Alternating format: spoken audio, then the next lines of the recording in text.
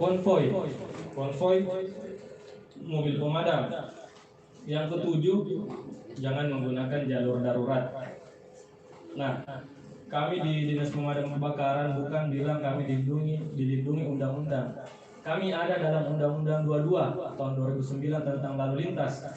Kedua, yang ingin saya sampaikan tadi, Bapak Ibu semua sudah mengetahui peraturan yang ada, peraturan Undang-Undang lalu lintas itu, ya. Jadi kami harapkan kita pahami. Dan biasanya itu saya lihat juga, apalagi kalau cewek-cewek pakai headset nih, baru motor, dengar musik. Iya, tidak dengar gitu. Iya, terkadang begitu. Kalau disenggol, ditabrak, apalagi kalau naik mobil, baru sementara nelpon apa. Iya, kalau disenggol mobil kami tidak ada penggantian. Tidak ada anggarannya damkar untuk mengganti mobil yang disenggol. Oh iya, kalau mau dilaporkan ke polisi silahkan. Iya, karena kami begitu Pak. Kalau terjadi kebakaran, minggir. Iya, karena bukan bilang dilindungi undang-undang, tapi kami ada di dalam undang-undang, diberi prioritas pertama bagi pengguna jalan. Kemudian yang kedua, kemarin ada 2000 bulan, sekitar bulan berapa itu kebakaran di Balikpapan? 3 bulan yang lalu di Balikpapan ada yang viral itu, dia pecahkan kaca mobil. Iya, itu tidak disampaikan Pak Kabit Operasi. Kalau ada kebakaran, istilah kami 65, kami bersyukur kalau ada warga yang mau membantu, bersyukur sekali. Tapi membantu dalam hal memberikan akses, bukan membantu kita mau kasih turun selang apa, bantu menyiram, bukan. Kami sudah di sekolah itu, karena itu bahaya. Nosel itu, karena kalau orang tidak tahu dia bawa. Iya, dia bawa. Bagus kalau terlempar, kalau kena sini Kak, bisa hancur ini rahang. Iya, biasa terkadang ada begitu. Biasa juga ada yang langsung ketika selang sudah digelar, ada yang langsung mau tarik nozzle itu, siram, karena mungkin dia mau siram rumah terbakar. Nah, kalau kami SOP di damkar, bukan rumah terbakar yang disiram, bukan, tetangganya dulu. Lebih bagus satu yang habis daripada 10. Iya. Jadi itulah kenapa kalau ada kebakaran, bukan yang rumah terbakar, kami isolasi dulu, kanan kiri belakang disiram, baru masuk ke dalam, bukan dari dalam keluar, karena menyebar gitu. Iya. Jadi itulah apa yang disampaikan ini, kami harapkan bisa tersebar luas juga ke masyarakat. Jangan sampai, yang mudah-mudahan tidak terjadi di wilayah ini.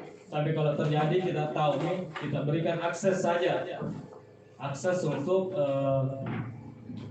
armada pemadam kebakaran masuk. Karena biasanya juga kalau jalan-jalan lorong sini kita tahu ini kecil, kalau rumah di ujung di sana terbakar, di sini dia kasih keluar memang barangnya. Bagaimana caranya mau masuk mobil pemadam? Iya, itu nih saya bilang, kalau kita mau bantu, kita bantu beri akses biar anggota kami cepat bekerja. SOP kami di damkar itu 15 menit.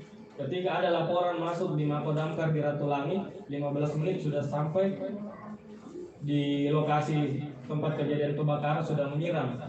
Iya, kenapa kencang-kencang.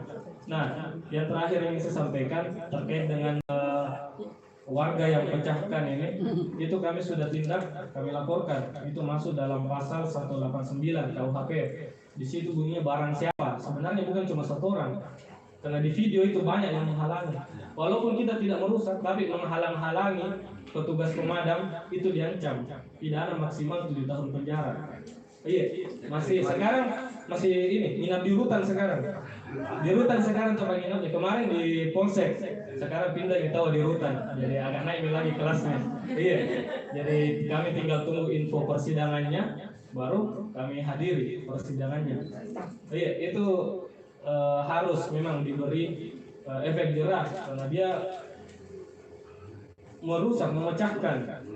Kebetulan mungkin karena terpengaruh minuman keras juga, sehingga dia melakukan itu. Tapi yang saya ini juga herankan, embernya bagus sekali, bagus kita tanya itu, karena dia pukul kaca mobil tidak hancur itu ember. Iya, kuat embernya, bisa dipakai ibu-ibu ini. Kalau kami masih berpikir ember apa dia pakai ini. Karena biasanya kalau ember dipukul ke benda-benda keras pecah sih. Ini tidak, kaca yang pecah, kaca mobil. Oh iya, jadi semoga apa yang kami sampaikan bisa Bapak Ibu sebarkan minimal ke keluarga terdekat dulu, baru ke tetangga atas juga. Dan mungkin kalau Bapak Ibu atau dari kelurahan yang mengadakan penyuluhan atau sosialisasi, nah, bisa nanti murat ke ini ke pemadam kebakaran.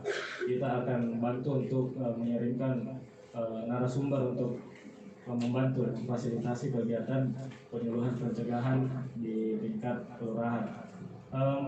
Mungkin itu saja yang dapat saya sampaikan pada Bapak Ibu. Untuk dikurangi mohon dimaafkan.